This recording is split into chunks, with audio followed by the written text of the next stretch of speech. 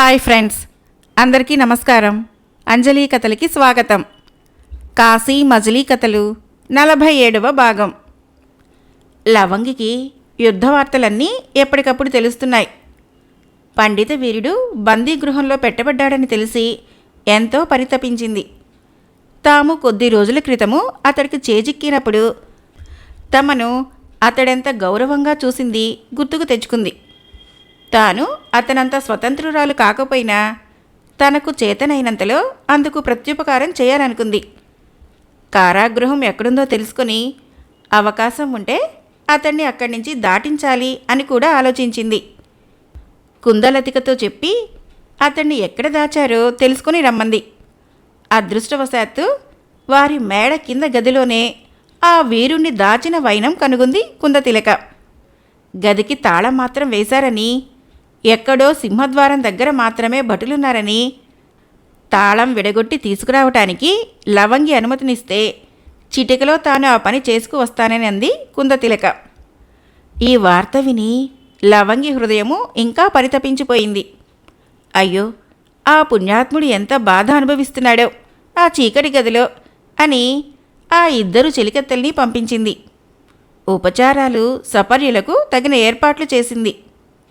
వారిద్దరూ తగిన సాధనాలతో వెళ్ళి అతన్ని ఆ చీకటి కొట్టు నుంచి బంధ విముక్తుణ్ణి చేసి తాము లవంగి చెలికత్తెలమని, ఆమె తన అంతఃపురానికి అతన్ని తీసుకురమ్మని చెప్పిందని వినయంగా పలికి అతన్ని లవంగి సమ్ముఖానికి చేర్చారు.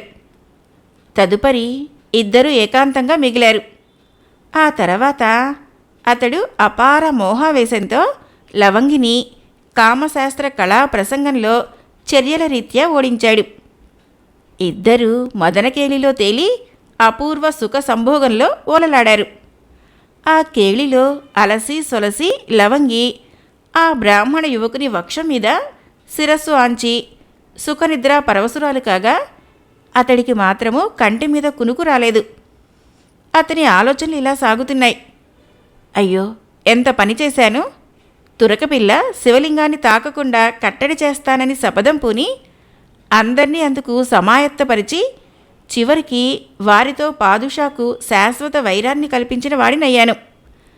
వాళ్ళని అలా వదిలేసి నేను కులం చెడగొట్టుకున్న వాడినయ్యాను.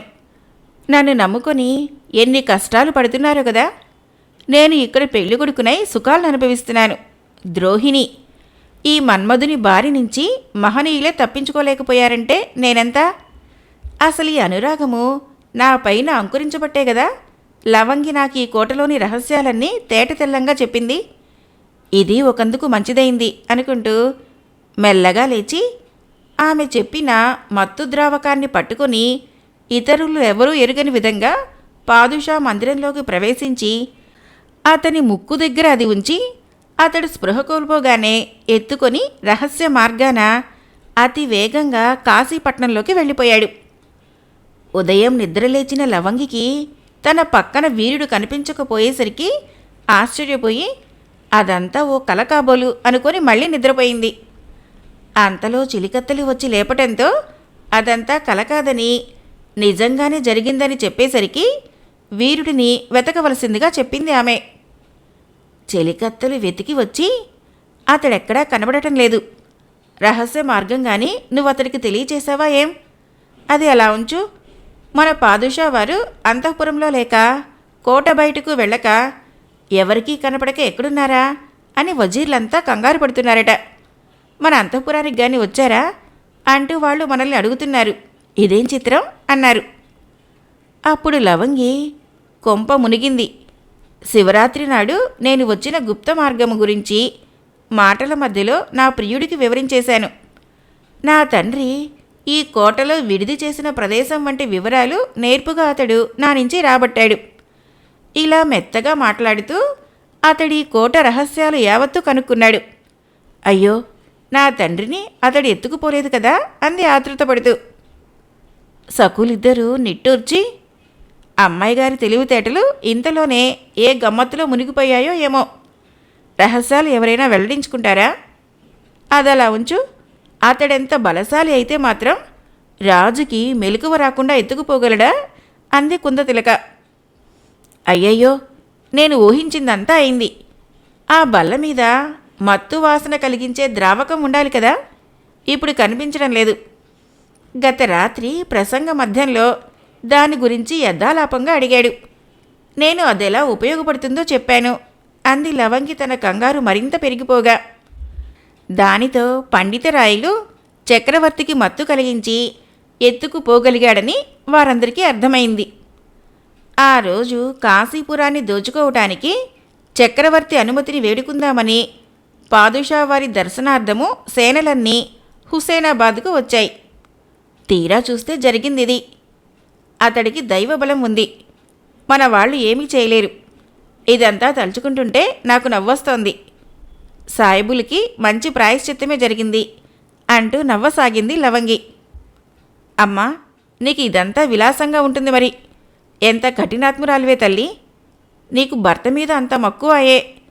తండ్రిని చెరబెట్టి తీసుకుపోయాడన్న బాధ లేసమైనా లేకపోయే అని చెల్లెలు ఆమెను వేళాకోళం పట్టించారు. కుందన తిలక కర్తవ్యం ఏమిటా అని ఆలోచించమంది. ఇప్పుడిక పాదుషా గారి తరపున తాము ఏది ప్రకటిస్తే ఆ ఆజ్ఞనే శిరసావహిస్తారు రాజపురుషులు. తనకేమీ తోచటం లేదన్నది లవంగి. అప్పుడు ఆ చెల్లెలిద్దరూ, అమ్మా, కాశీపురి కొల్లగొట్టడానికి సేనలు మహోత్సాహపడుతున్నాయి. అదే జరిగితే తెలిసి మనము విశ్వనాథుని పట్ల అపచారం చేసిన వాళ్ళైతాం. భటులకు అటువంటి ఆజ్ఞలు ఇవ్వరాదు. పాదుషా గారిక్కడ లేరన్నది తెలిసినా అరాచకం ప్రబలుతుంది. కనుక ఈ రహస్యం దాచిపెట్టి తీరవలసిందే. ఇలా చెబుదాం, చక్రవర్తి గారు శరీరంలో ఏదో ఆకస్మిక అస్వస్థత వలన కూతురి నివాసంలో ఆమె పరిచర్యలు చేస్తూ ఉండగా విశ్రాంతి తీసుకుంటున్నారు. హిందూ దేవతలను పరాభవించబోయినందున ఈ సంకటం కలిగినట్లుగా భావిస్తున్నారు. అందువల్ల మళ్ళీ ఆ ఆజ్ఞ జారీ చేసేంతవరకు ఎటువంటి యుద్ధ సంబంధ కార్యక్రమాలు తలపెట్టవద్దు. హిందువుల్ని కానీ వారి దైవాల్ని కానీ ముట్టుకోవద్దు. చక్రవర్తి గారు ఇప్పుడెవరికీ దర్శనం ఇచ్చే స్థితిలో లేరు అని రాకుమార్తె లవంగి చెప్పినట్లుగా వెల్లడిద్దాం. ఆ తర్వాత తీరిగ్గా కర్తవ్యాన్ని ఆలోచించుకోవచ్చు అని లవంగికి బోధించారు. బాగా తరచి చూడగా వారి చెప్పిందే మేలుగా తోచింది ఆమెకు. వాళ్ళ బుద్ధిబలానికి లవంగి ఆశ్చర్యానందాలు వ్యక్తం చేస్తూ సేనాధిపతిని రప్పించి తెరచాటు నుంచే పై విధంగా ఫర్మానా జారీ చేసింది. చక్రవర్తిని ఎత్తుకుపోయిన పండితరాయలు కాశీపురంలో శత్రు దుర్భేద్యమైన ఒక గుహలో ఆయనను విడిది చేయించాడు. కానీ అందులో సకల రాజోచిత మర్యాదలు ఏర్పాటు చేశాడు. చుట్టూ తన భటవర్గాన్ని కాపలా ఉంచాడు. చెల్లా చెదురైన తన బలాలన్నింటినీ తిరిగి కూడగట్టాడు. అందరిలోనూ ఉత్సాహాన్ని రేకెత్తించి మన పట్టణాన్ని మనం కాక ఎవరు రక్షిస్తారని బోధించి ఒక్క త్రాటి మీదకు తీసుకువచ్చాడు. పారిపోయిన పౌరులందరూ తిరిగి వచ్చి పండితరాయలు తమకు అండగా ఉన్నందుకు ఆనందిస్తూ తిరిగి ఆయన సారథ్యంలో ఏ యుద్ధానికైనా సిద్ధమన్నారు. ఇళ్లకు తాళాలు పెట్టేసి ఎక్కడో తలదాచుకున్న వాళ్ళంతా తిరిగి ఊళ్ళోకొచ్చి కాశీపట్నం కళకళలాడేలా చేశారు. కుందన తిలక, సంగీత చంద్రిక ఇద్దరూ మారువేషాల్లో కాశీపురంలో రహస్యంగా తిరగటానికి తమ సైన్యాధిపతికి చెప్పి బయలుదేరారు. వారికి లవంగి అనుజ్ఞనిచ్చింది. ఢిల్లీ పాదుషా కథ. జాము పొద్దెక్కేసరికి గుహలో ఉన్న చక్రవర్తికి మత్తు ప్రభావము క్రమంగా వదలసాగింది. అయితే పండితరాయలు వినియోగించిన పరిచారకులు అతడికి రాజోపచారాలు చేస్తున్నారు. ఆ ఉపచారాలని స్వీకరిస్తూ అది ఇంకా తన స్వంత నివాసమే అనుకుని, ఆకలి వేస్తున్నది, త్వరగా ఆహారం తీసుకురండి అన్నారు. తక్షణమే అతనికి బంగారు పాత్రలలో మధుర పదార్థాలు వడ్డించారు. అతడు తృప్తిగా భుజించి ఆకలి తీరాక అప్పుడు 4 మూలలా చూసి, ఓహో, ఇది నా నివాసంలా లేదే అనుకొని, అయ్యో, నేను ఈ చీకటి గృహంలోకి ఎలా వచ్చాను? యుద్ధం జరుగుతోందా? మా వాళ్ళేరి? అసలు నేను మా సౌద నుంచి ఇక్కడికి ఎలా వచ్చాను అని అడగ్గా ఒక్కరు కూడా ఏమీ మాట్లాడలేదు. ఏం, నా మాటలు వినబడటం లేదా? ఇంత కావరమేమిటి? జవాబివ్వకుండా నిర్లక్ష్యంగా చూస్తున్న మిమ్మల్ని దండిస్తాను అంటూ కళ్ళెర్ర చేసేసరికి మేము భటవర్గమో భృత్యులమో అనుకుంటున్నావా? స్వామి పరిచారకులం. విశ్వనాథ భక్తులైన హిందువులు నువ్వు పీడించావు కనుక ఆ దైవమే నిన్ను ఈ చెరసాలలో పెట్టించాడు. ఇక నీకు రాజ్యం ఎక్కడుంది? అధికారం ఎక్కడా? చచ్చినట్లు పడున్నావా? మంచిదే. లేదా నీ పెడరెక్కలు విరిచి కట్టేస్తాం. ఏదో కనకరించి భోజనం పెట్టించామని సంతోషించు. హిందూ దేవతలు మీ తురక దేవతల వంటి వాళ్ళు కారని తెలుసుకుని అణుకువ కలిగి మెలుగుతూ ఉండు అని చెప్పారు. ఆ మాటలు వినేసరికి అతడికి భయం పట్టుకుంది. తనలో తాను వితర్కించుకున్నాడు. అయ్యో, భూమండలమంతా పరిపాలించే అధికారాలు కలిగిన నేను, న్యాయాలు విచారిస్తూ ప్రజలను పాలిస్తున్న నేను ఇలా ఎందుకు ప్రవర్తించాను? నిరపరాధులైన హిందువులను, వారి దేవాలయాల్ని భగ్నం చేయాలన్న బుద్ధి నాకెందుకు పుట్టింది? ఇదంతా నా కూతురు మూలాన జరిగింది కదా. ఆ నిర్భాగ్యురాలు ఈ అనవసరపు కోరిక కోరటం దేనికి? కోరినంతనే నేనింత ప్రయత్నం చేసి పంపడం దేనికి? మతాంతర దేవులని ఆరాధించాలనుకున్నప్పుడే నేను దండించి ఉండాల్సింది. పొరపాటే. ఇప్పుడేం చేయటమో? ఇది ఏ దేశమో తెలియదు. విధి ఎంత విచిత్రమైనది. నా ఐశ్వర్యమంతా కోల్పోయానే అని రకరకాలుగా ఆలోచిస్తూ, దూతలారా, ఇదే దేశం? మీ ఉద్దేశం ఏమిటి? మీరిప్పుడు నన్నేం చేస్తారు? నా మీద దయ ఉంచి చెప్పరు అని అడిగాడు. ఇది నరకం. నీలాంటి పాపాత్ముల్ని భగవంతుడు ఇటువంటి నరకాల్లో పడేసి కొంతకాలం వేధిస్తాడు. ఆయనకు దయ కలిగితే నీకు మళ్ళీ వెనకటి సంపదలిచ్చి ఆదుకుంటాడు. లేదా ఫకీరుగా మార్చేయగల సమర్థుడు.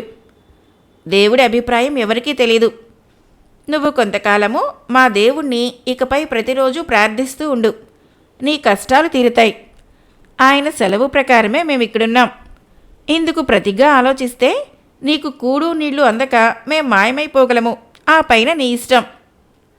అది మొదలు చక్రవర్తి విశ్వనాథుణ్ణి ఆరాధిస్తూ, తనను విడిచిపెట్టమని దూతలను ప్రార్థిస్తూ, వారి ఉపచారాలు పొందుతూ 1 నెల రోజులు వారికి అతిథిగా గడిపాడు. కుందల తిలక, సంగీత చంద్రికలు, పండితరాయులు ఎక్కడ దొరుకుతాడా అని కళ్ళింతలు చేసుకుని వెదకసాగారు. అతడు చక్రవర్తిని బందీగా తెచ్చిన రోజునే మసీదు ఫకీరులు వచ్చి హుసేనాబాద్ కోటలోని లవంగి సైనికులకి ఇచ్చిన ఫర్మానా గురించి తెలిపారు. వీరుడైన రాయులు ఎంతో ముందు చూపు కలిగినవాడై వారికి సంతోషం కలిగించే మాటలు చెప్పి పంపించేశాడు. కుందల తిలక, సంగీత చంద్రికలు వీరుణ్ణి ఎట్టకేలకు ఒకచోట కనుగొన్నారు. కానీ అతడు 10 మంది మధ్యలో ఉండటం వలన మాట్లాడే అవకాశం వారికి దొరకలేదు.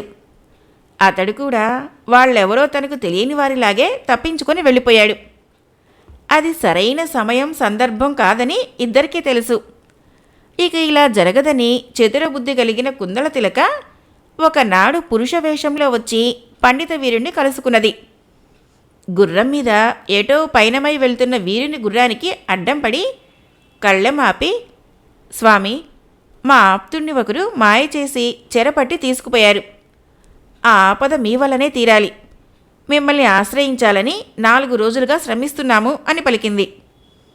పండితరాయులకు మాత్రము ఆమె వైఖరి తెలియంది కాదు కదా. అయినా ఏమీ ఎరగనివాడిలాగా, మీ ఆప్తులా? వారెవరు, ఏమిటి కదా అని అడిగాడు. రహస్యంగా చెప్పాల్సి ఉందని ఆ పురుష వేషధారిని పలకగా అతడి గుర్రం దిగి ఆమెని దగ్గరలోని ఓ ఇంట్లోకి తీసుకువెళ్ళాడు. అప్పుడు కుందల తిలక నవ్వుతూ, ఆర్య, మమ్మల్ని మర్చిపోయారన్నమాట. నేను లవంగి చెలికత్తెను. మిమ్మల్ని బందికానా నుంచి విడిపించి లవంగి చెంత చేర్చి మీ ఇద్దరికీ ఏకాంతం కల్పించిన కుందల తిలకని. మీరు మా రాకుమార్తెకు మన్మథ సామ్రాజ్యం అంతా చూపించి ఆమెని విరహాన పడద్రోసి వదిలేశారు. ఆమె తన తండ్రి మాట కూడా మర్చిపోయి మిమ్మల్నే స్మరించుకుంటోంది. మీరు ఒక్కసారైనా వచ్చి చూడకపోతే ఆమె ప్రాణాలు నిలిచేలా లేవు. మా చక్రవర్తిని ఏం చేశారు? ఎప్పటికైనా వదులుతారా? ఈ రహస్యం ఎన్నాళ్ళని దాచగలము? మాకు ఏదైనా ఉపాయం చెప్పండి అని లవంగి రాసిన ఉత్తరం అందించింది. అది చదివి ఆమె హృదయాన్ని అర్థం చేసుకున్న పండిత వీరుడు, రాచకార్యాల వల్ల రాలేకపోయాను. ఈ రాత్రే వచ్చి మాట్లాడతానని చెప్పు అంటూ లవంగికి తానొక ఉత్తరం రాసిచ్చాడు. ఆమెకు ఆ ఉత్తరంలో ఆమె రాసిన శ్లోకానికి ధీటైన సమాధానంగా ఒక శ్లోకాన్ని రాశాడు. ఆమె తను రాసిన శ్లోకంలో అతడు ఇతర పుష్పాల మీద వాలే తుమ్మెదై ఉంటాడని, అందుకే తనను మర్చిపోయాడని ఆరోపించింది. ఆమె వెళ్ళాక, అయ్యో ఇదేం కర్మం, పరమ పవిత్రమైన బ్రాహ్మణ కులంలో పుట్టి ఎంతో ప్రఖ్యాతి పొందిన నాకు ఈ నీచ కులంలోని స్త్రీ సాంగత్యం పరిణమిస్తుందేంటి? మొదట ప్రమాదవశాత్తు అలా జరిగినా ఈ ఇంద్రియ చాంచల్యం నన్ను నిలవరించబోనివ్వటం లేదు. కులభ్రష్టత్వం ఆ భగవంతుడే నాకు విధించాడు కాబోలు అనుకుంటూ అతడు ఆ రాత్రి అదే రహస్య మార్గాన లవంగి మందిరానికి వెళ్ళాడు. అక్కడ తన కోసం సకల ఏర్పాట్లతో ఎదురుచూస్తున్న ఆ పాదుషా పుత్రికకు సంతోషం కలిగించాడు. కానీ ఆమెను వదిలించుకోవాలనుకుంటున్న రీతిలో అతడు ఆమెతో సంభాషణ ప్రారంభించగా ఆమె అతన్ని అన్ని విధాలా కోరుకుంటున్న విషయాన్ని స్పష్టం చేసి ఇంకొక మారు తాను అతని పట్ల బద్ధానురాగి అయి ఉన్నట్టు తేటతెల్లం చేసి తనవి తీరా తన తనువు అప్పగించి సుఖింపజేసింది. తెల్లవారక ముందే పండిత వీరుడు పాదుషాను దాచి ఉంచిన గుహలోకి వచ్చి అక్కడి పరిస్థితిని క్షుణ్ణంగా సమీక్షించాడు. చక్రవర్తి పశ్చాత్తాప పడుతున్నట్లు అతడిక్క హిందువులను, హిందూ దేవతలను హింసించ సాహసించడని, పైగా విశ్వనాథుడికి కొన్ని గ్రామాలు దేవుని మాన్యాలుగా ప్రకటిస్తానని అంటున్నట్లు తన అంతరంగికులు చెప్పగా విని సంతృప్తిగా తల ఊపి తిరిగి వెళ్ళి ఏకాంతంగా కూర్చొని తదుపరి కార్యక్రమం ఆలోచించాడు. ఒకనాటి అర్ధరాత్రి మంచి సమయం చూసి పండితరాయలు మునుపటి ద్రావకాన్ని ఉపయోగించి చక్రవర్తికి మత్తు కలిగించి పూర్వంలాగే రహస్యంగా ఎవరికీ తెలియకుండా రహస్య మార్గంలో తీసుకువెళ్ళి లవంగి ఉంటున్న అంతఃపురానికి చేర్చి ఆమెతో కొంతసేపు మంతనాలు జరిపి తిరిగి కాశీపట్నం వచ్చేశాడు.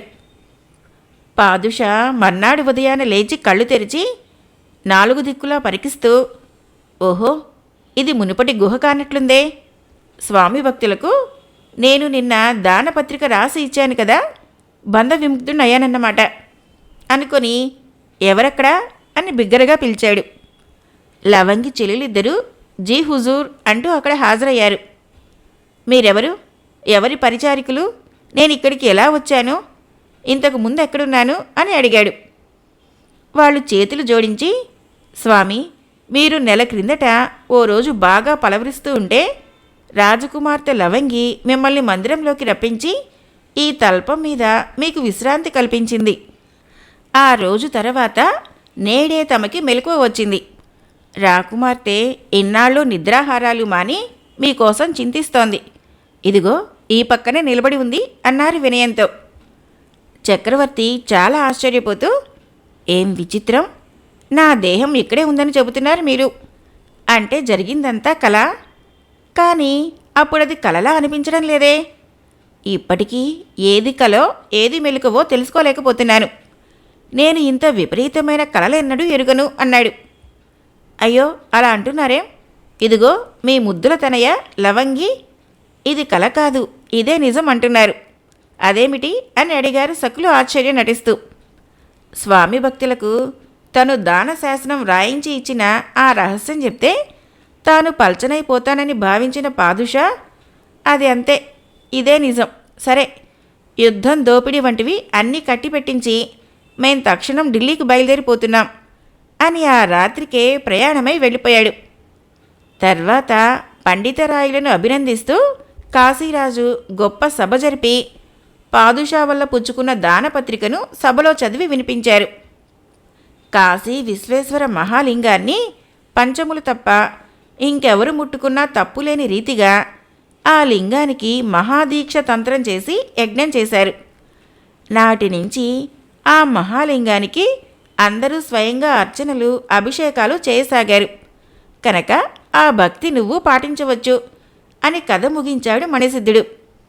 తర్వాత కథ గోపాలుడు చెప్పమని అడగ్గా చెప్పవలసిన కథ పెద్దదిగా ఉన్నందున ఆనాటికి పొద్దుపోయినందున పై మజిలీలో చెబుతానన్నాడు మణిసిద్ధుడు. కాశీ మజిలీ కథలు 47వ భాగం సమాప్తం. ఫ్రెండ్స్, నా కథలు నచ్చినట్లయితే మన ఛానల్ని తప్పకుండా సబ్స్క్రైబ్ చేయండి, లైక్ చేయండి, షేర్ చేయండి, కామెంట్ చేయండి. Thank you.